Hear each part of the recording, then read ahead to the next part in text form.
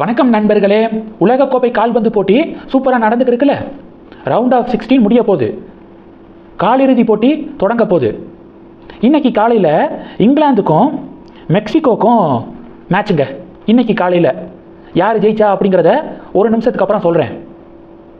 மெக்சிகோவுடைய fans என்ன பண்ணியிருக்காங்க, நேற்று நைட்டு இங்கிலாந்து பிளேயர்ஸ்லாம் தங்கியிருப்பாங்கள்ல ஹோட்டல், நட்சத்திர ஹோட்டல், அந்த ஹோட்டல் வாசலுக்கு போய் ஆயிரக்கணக்கான மெக்சிகோ ஃபேன்ஸு பட்டாசு வெடிக்கிறது, விடிய விடிய வான வேடிக்கை, பட்டாசு வெடிக்கிறது, மேலத்தாளம் இசைக்கிறது, இப்படி பண்ணிக்கிருக்காங்க நேற்று நைட்டு ஃபுல்லாக.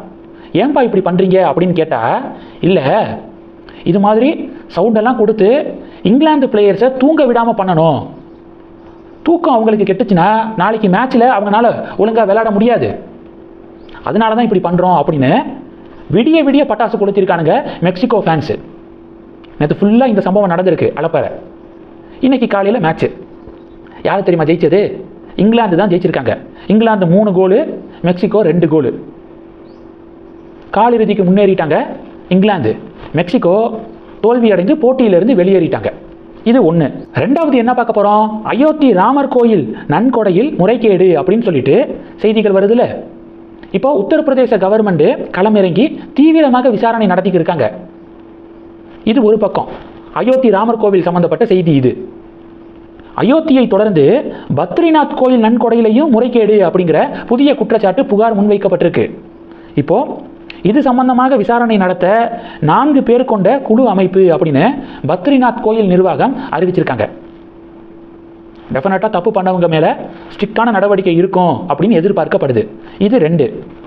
மூணாவது என்ன பார்க்க போகிறோம், நியூஸ் தமிழ் 24x7 சேனல் வர 12ஆம் தேதி பொள்ளாச்சியில் அண்ணாமலை இயக்கத்துடைய முதல் மாநாடு நடக்குது. இந்த முதல் மாநாட்டில் முழுக்க முழுக்க விஜய்க்கு எதிராக தான் அண்ணாமலையுடைய பேச்சு இருக்குமா?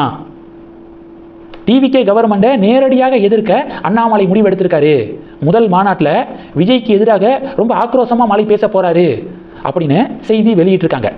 அண்ணாமலை தொடர்ந்து என்ன சொல்கிறாருன்னா, இப்போ தான் டிவிகே ஆட்சிக்கு வந்திருக்காங்க, அவங்களுக்கு ஒரு குறிப்பிட்ட காலத்தை கொடுக்கணும், ஒரு டைம் பீரியட் கொடுக்கணும், அது வரைக்கும் ஹார்ஸாக விமர்சனம் பண்ணுறதெல்லாம் தவிர்க்கணும் அப்படின்னு அண்ணாமலை பேசி வராரு. நேற்று கூட அமெரிக்காவில் நடந்த நிகழ்ச்சியில் அண்ணாமலை இதை இன்னொரு முறை சொல்லியிருக்காரு. 1 வருடம் விஜய்க்கு டைம் கொடுக்கணும், அந்த 1 வருடத்துக்குள்ளே நடக்கக்கூடிய ஏதாவது தவறுகள் இருந்துச்சுன்னா வலியுறுத்துகிறோம், சுட்டி காட்டுறோம், இதை திருத்திக்கோங்க, இப்படி பாலிசாக தான் சொல்லணும்.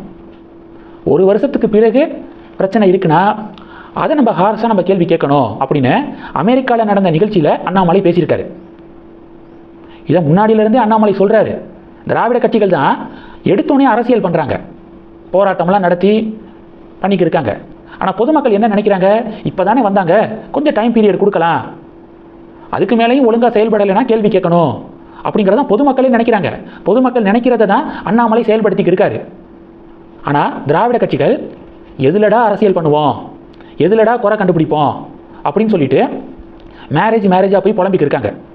இதை பொதுமக்களே கலாய்க்கிறாங்க. என்ன இப்படி ஆயிட்டாங்க திராவிட கட்சிகள், பரிதாப நிலைக்கு போயிட்டாங்களே அப்படின்னு மக்கள் கவுண்டர் பண்ணுறதை கேள்விப்பட முடியுது.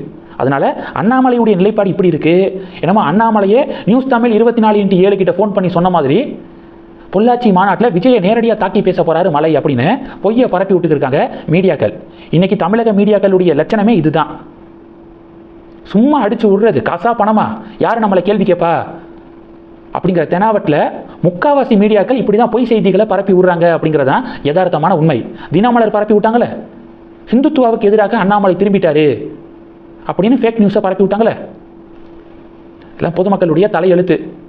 இந்த செய்திகளை பற்றி உங்களுடைய பார்வைகளை மறக்காமல் கமெண்ட் பண்ணுங்கள். தொடர்ந்து கணக்கில் இருங்க, அடுத்தடுத்து நிறையா பதிவுகளை பார்க்க போகிறோம். நன்றி. ஜெய் ஹிந்த்.